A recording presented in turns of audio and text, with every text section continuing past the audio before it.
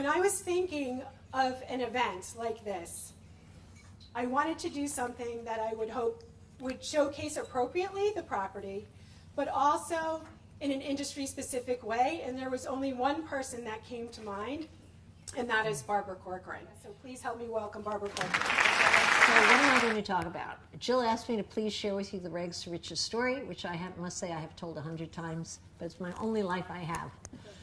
Or I'd give you a different story, okay? And much more importantly, what I'd like to do is share a few things. I think I picked out 5 main things that I'd like to give you stories on of what I did to prove particular points as to how to build a business if you're interested in expanding yourself, adding people to your department, starting your own firm. I think it's equally applicable. So if I give you some 5 good ideas, you can find one good one, I'm going to be happy, and I'll go home happy. If I haven't, don't tell me. I did the best I could, and that was that, okay? I really had a perfect background for becoming an entrepreneur, I feel, for being a business for myself. I had 2 amazing role models. My father, who was my mother's 11th child, as my mother always said, and he was a wonderful example of insubordination. He was a printing press foreman during the day. If he was home 5 minutes before 6 at night, we'd run to the table and wait for him, which kids never want to do. We want to stay outside. We'd wait and wait. He'd come to the table and he'd say, "Guess what, kids?" And we'd say, "You were fired?" And he'd go, "Yeah, I told Mr. Stein to shove it up his butt." And he was like a real live John Wayne in our household. He was our hero because he constantly got fired for insubordination. You know? My mother gave me probably the best single trait if you're going to manage an office, which is what I did in short order after I started selling for 3 years. I went into management. And you know why I went into management? Because of one lousy customer that drove me nuts. I said, "I've had it, I'm not selling anymore." And off I went to management.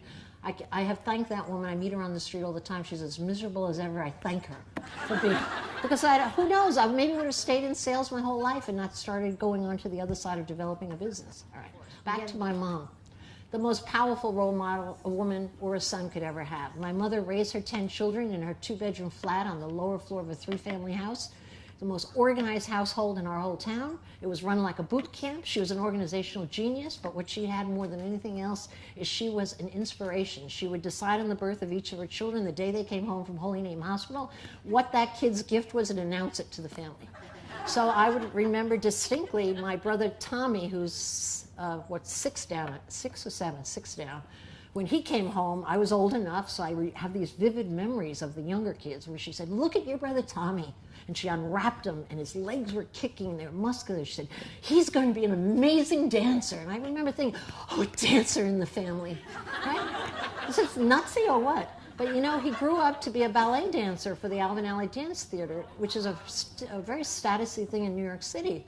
And to this day, now he's a caterer, he's a sign guy, he reinvents himself all the time. But he said, I didn't know I didn't dance. He said he wasn't even a good dancer, but my mother convinced him by pinning him with it. She pinned me with having the great imagination. She told me I had a wonderful imagination. And so when I came home from, 2nd or 3rd grade, I forget, I was really upset because Sister Stella Marie told me if I didn't pay attention, she was a nun from hell, by the way. I think she went to hell, I'm sure. They can't all go to heaven. But she told me I was always going to be stupid if I didn't pay attention. That burn in my soul, stupid, stupid, stupid. Like, oh, that's why I can't read. But you know how mom handled it? She said, "Don't worry about it. You have a wonderful imagination, and you're going to learn to fill in all the blanks." And that was that, done. I'm like, okay, that's not so bad. So that was my stamp. I entertained the kids on a wet day in the basement by putting on a Broadway show because my mom told me I could. She sent me to the backyard on a sunny day, told me to open up a rock store or open up this or some nonsense. And I go, "What's that?" And she'd say, "You'll figure it out. You have that wonderful imagination."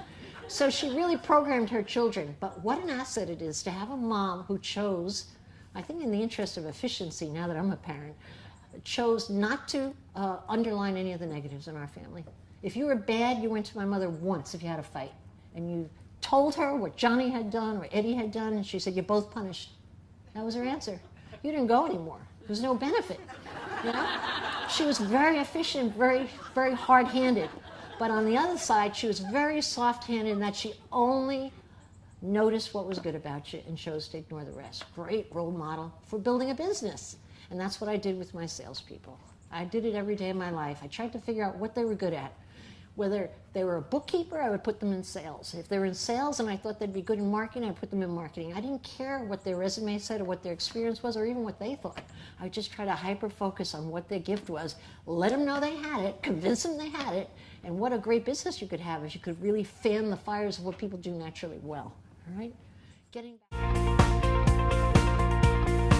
The right broker does make the difference, and you need to expect more.